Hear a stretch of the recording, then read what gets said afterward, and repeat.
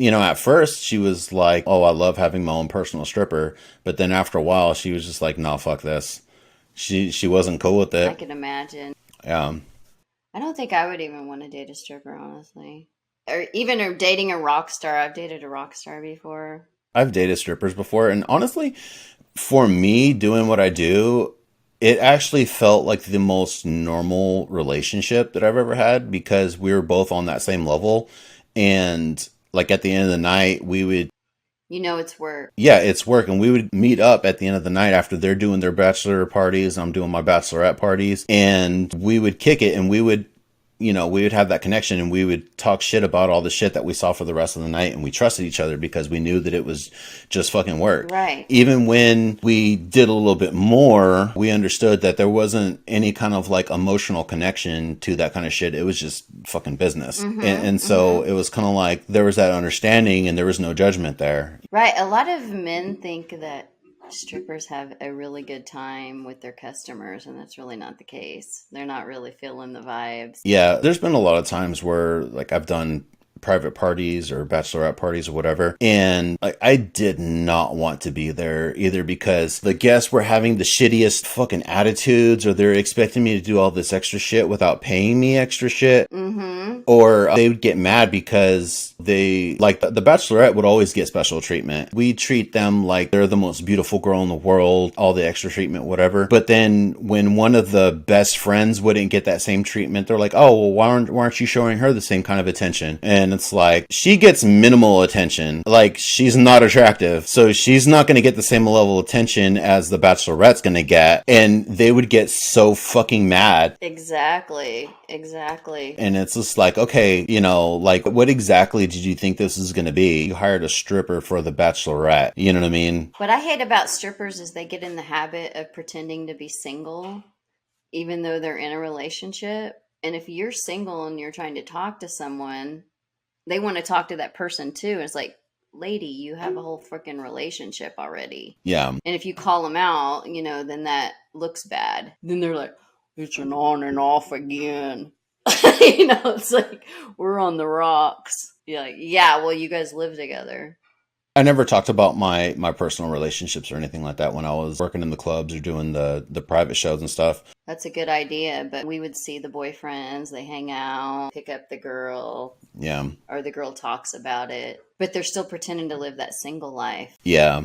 What was funny is I'd go do these bachelorette parties and I'd go work the nightclub afterwards. And then I'd be out in the casino or something and one of the girls or some of the girls from the bachelorette parties would see me with my girlfriend and they would make a huge fucking thing about it or they'd be like, oh, there he is. And I could hear him whispering behind me like, oh, go say something to his girlfriend. And I'm turning around looking at him, like, what the fuck you think you're going to do? Like, yeah, come say something, she'll fucking punch you. I used to hate when I would see the customers at Walmart.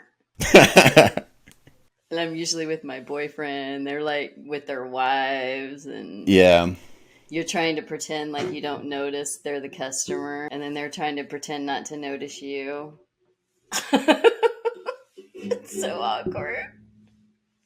What's funny with me is going to like Walmart or Safe. Which grocery store is that? Safeway. It's a grocery store in Tahoe. It's open 24/7. And so me and my coworkers would go into Safeway in the middle of the night to get some food and just hang out, just kicking it with each other or whatever. And we'd walk in and then they'd see my coworkers with all the fucking stripper makeup on and shit. Still wearing like fishnets sometimes and, yeah, still having all the glitter all over them and shit. And then the girls behind the counter would just be hella judging and just giving that side eye like, oh, what are you two doing? Or like they'd see me walk in with like 3 or 4 girls and they were all like coworkers, whatever. And they'd see me and they were like, are you a pimp? Glitter is the worst thing to wear when you're dancing. Customers do not like that. You really have to watch the glitter. I've even had guys who are like, do you have any of that glitter shit on? And I'm like, no. So you know what? I like to carry a little vial of glitter. And when he pisses me off, I dump the glitter on him. You can't get it off. No, you can't. I'm just like, shake, shake, shake. Shake, shake, shake.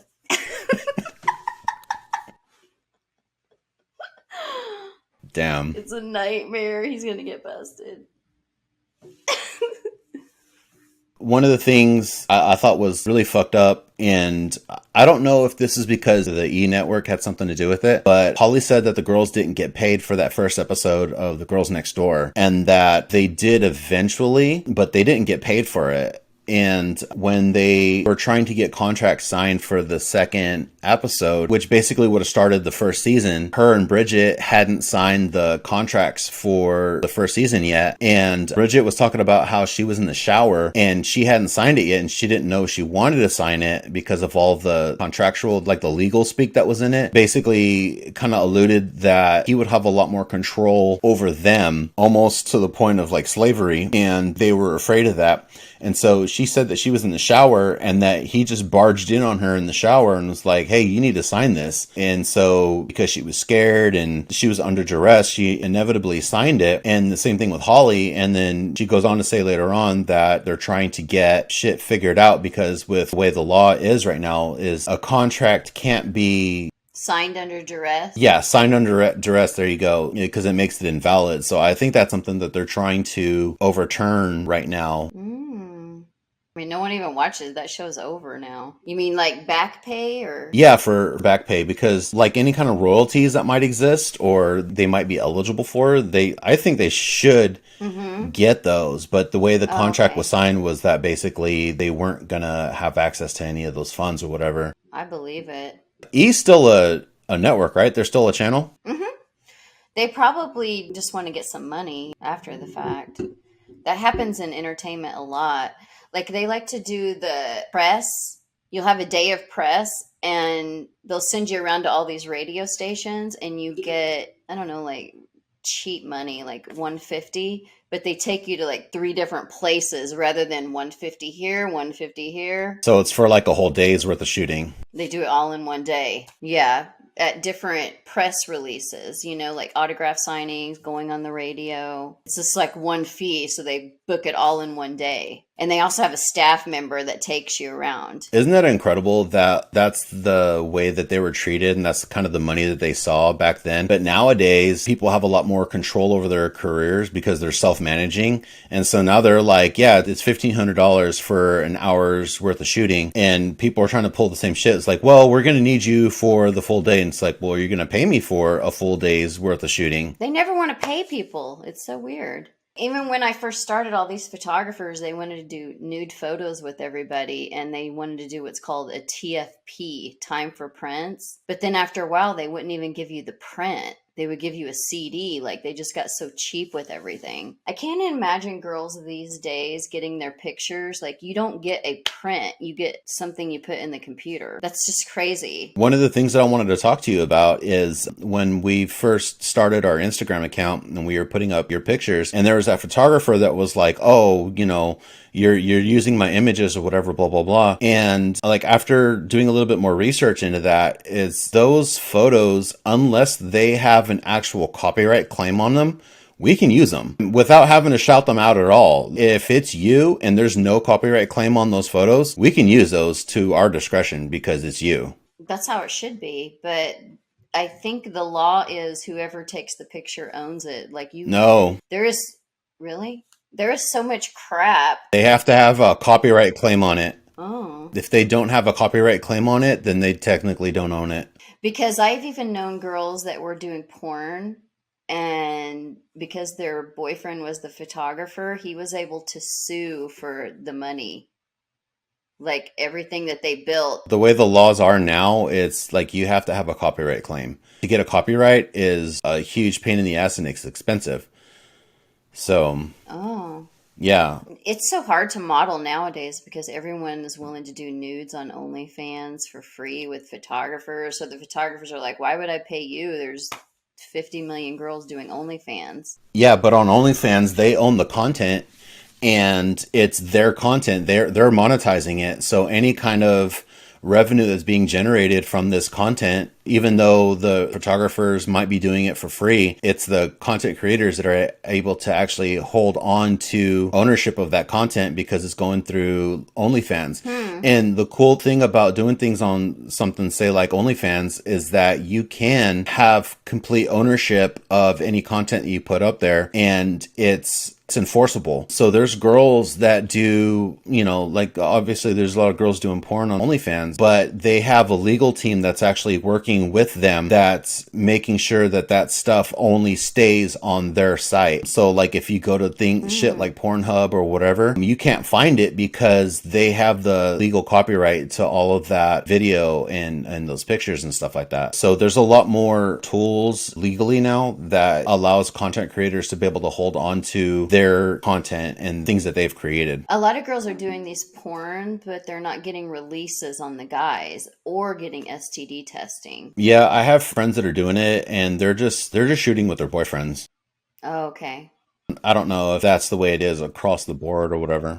I think you still have to have like a release, his paperwork, a 2257. Yeah. Because if he leaves you, he's going to say, take all that down. And then you don't have a release on it. And then you have to take all that down. I do know that with our OnlyFans, speaking of, you do have to have an ID at least for both of the people to verify age. But as far as like any other content besides that, I don't know those other legal documents and stuff. Yeah, that's what has me baffled, because I know people who don't get a release, put it on OnlyFans, so they're not getting that guy's ID. And you know what's weird too is that, so they passed that law a couple years ago where you can't have sex on camera in California without protection. I'm wondering how they're getting around doing that, because they're still doing that on OnlyFans. It's just the typical channels that are putting that kind of content out. Now they're all shooting in Las Vegas now, or Texas, or even Florida. Oh, yeah, see, they're trying to do the law. Yeah, so there's a lot of like California-based porn companies that changed their operations over to Florida and Texas and Nevada because of that particular law. Exactly. You have to follow the law. Yeah. Someone could turn you in easily. Then you lose it all. I wonder if Holly has the kind of like legal team that is able to go back and retroactively get a lot of that stuff that she's done taken down off of the internet, because up until recently that's been damn near impossible. But now with some of the laws that have come out, especially like in California, they can actually go on and get that stuff taken down permanently. She's got so much money now. She married that Pascal from EDC. Oh, I didn't know that. Do you know she married the EDC owner? Yeah, which is even more money than Hefner, honestly. Oh yeah, he fucking killed it. He used to be involved in some of the raves here in California, and that's how he got his start with EDC. I can't remember the name of the organization that he was a part of, but I used to go to those parties when I was a kid. They were fucking insane. I loved that shit. They were so much fun. They would rent out an entire industrial complex with multiple warehouses.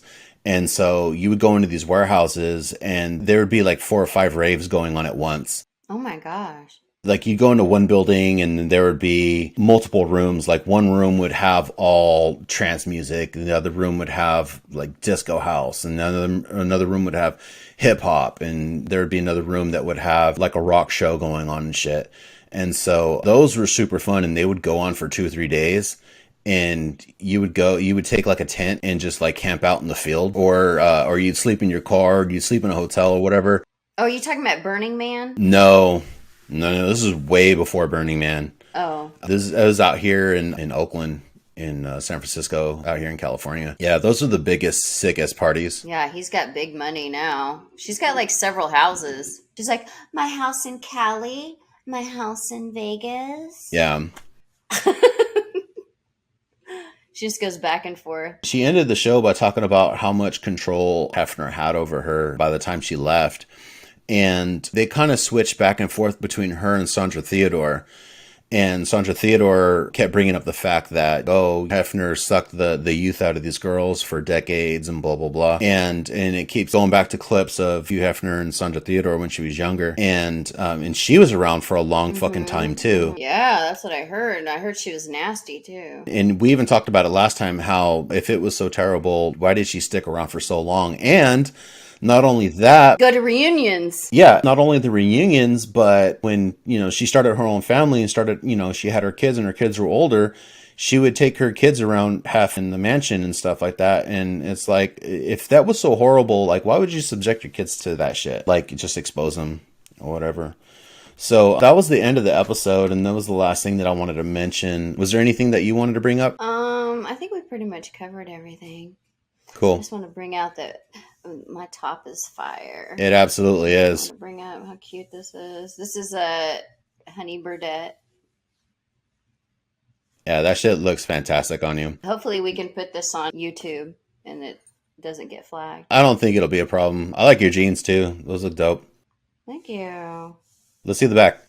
So I just want to bring up that this is cute.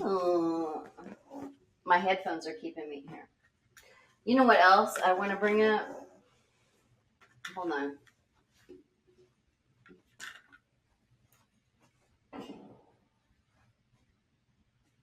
Nice.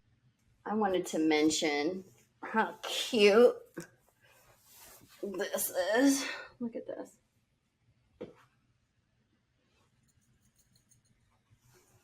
Fire. I know Fire. Speaking of twerking, this is my. How's this? That hoodie looks dope on you. Twerking was not allowed when we were go-go dancers. Everybody twerks, but you can't twerk as a go-go dancer. You can now. At least not at EDC. Not at EDC. Oh, yeah. They're trying to keep a certain vibe. Yeah, we used to get yelled at. No twerking!